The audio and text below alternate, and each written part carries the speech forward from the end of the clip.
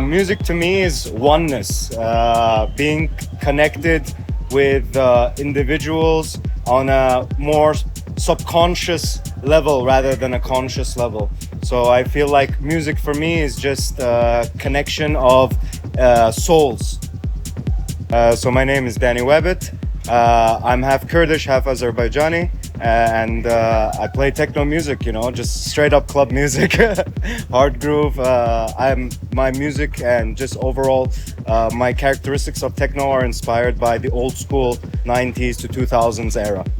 So when I'm preparing for a DJ set, what I like to do is that I like to first of all kind of have a couple tracks. I like to prep my playlist with a couple tracks which I use to get a feel for the crowd. So I'll have maybe 5 to 10 tracks depending on how I feel that night. So if it's, I don't know, if I'm going into a scene where I'm a little bit unsure if they're gonna feel the music or if they're gonna vibe with it, so I'll have about 5 to 10 tracks picked where I just kind of use it to test the waters, and then from there on I just go with the flow of the room and read the energy of the room.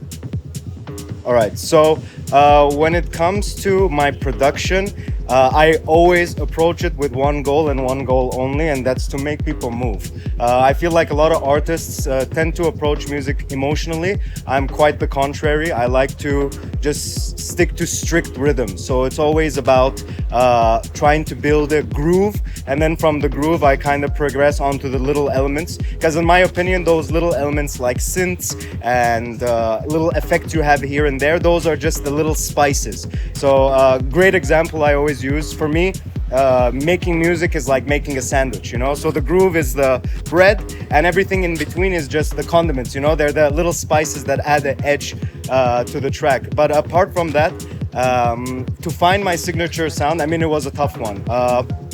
I started out making minimal techno and then went to progressive house and then melodic techno, and the reason I did that is because I didn't know what I wanted to make. It wasn't until late 2020 when I went to Bassiani and I heard Marcel Fengler play, and I just sat in the corner of the club for 6 hours just listening, and I was like, yeah, this is what I wanted to do. And I really resonated with the vibe and the style and just everything. And I got back home to the hotel and I was just opened up Ableton straight away, and I started to work on that sound. And within that sound, I always try to have something different. I don't want to be, I stick to the fundamentals. I always make old school techno, since I take a lot of inspiration from early 90s to 2000s techno. But for me, I always want to add an edge. I want, when people listen to the sound, to the track, they go like, yeah, that's a Danny Wabbit track. So I like to look at it like this. It's old school with some new school elements. When it comes to the industry, before I got to where I am right now and I got into contact with my agent and my agency, I always had this false ideology of what the techno scene and the industry is like, until I kind of learned about the ins and outs on what the business side is compared to the music side. I kind of started to understand that, okay, it's not always just about the music. Unfortunately, we live in a day and age where business is a huge factor, and when we look at club owners and all the promoters and all the bookers that are running the industry, they're always looking at you as, with dollar signs. They're looking as if you can be able to sell tickets or not. And I can't blame them there. I feel like as an artist, as a genuine artist, you should be able to differentiate the artistic side of music and the business side of music. Because the business side of music, it's completely unrelated to the artistic side. And I feel the moment as an artist you start to mix the two and you get a little bit emotional, then you start to lack as an artist, because you'll start to it'll start to wear you down mentally. The touring, you start to feel like, oh, people don't appreciate, all they see is money. But unfortunately, that's how the industry is.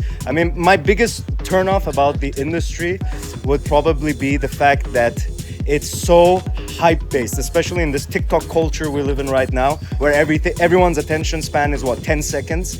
It's really hard to keep the crowd engaged. Everyone's looking for this edge and everyone's looking just to get fucked up, you know. And techno has revolved from being about the music and the culture to being about drug culture, and I feel that for me is the biggest turnoff. Like I'm okay with drugs. I'm pro, like everyone can have fun, but at least if you're going to have fun, at least know what you're going to listen to, who you're going to listen to. I feel like that's what we're really lacking right now in the music industry, is everyone's thinking about how messed up can I get and how hard or how fast can that artist play, rather than what is he playing, who is he, what's his goal, what's the idea behind his music, what's he trying to so to say, how can I say it, what's he trying to express with his sets, because I feel like every artist tries to express a different emotion, a different vibe in their sets.